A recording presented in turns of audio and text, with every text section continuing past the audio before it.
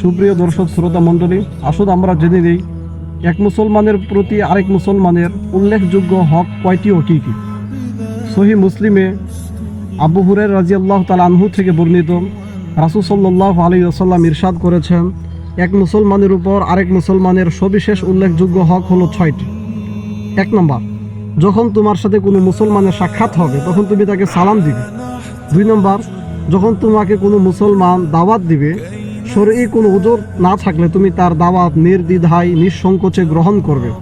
3 নম্বর, যখন কোনো মুসলমান তোমার নিকট উপদেশ বা নিঃস্বার্থ পরামর্শ কামনা করবে তখন তুমি তাকে নিঃস্বার্থভাবে উপদেশ বা পরামর্শ দিবে।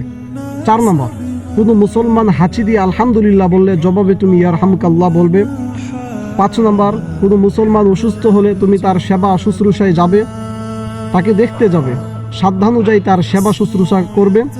6 নম্বর, কোনো মুসলমান ইন্তেকাল করলে তুমি তার জানাজায় দাফনে শরীক হবে। সহিহ মুসলিম হাদিস নাম্বার 2162।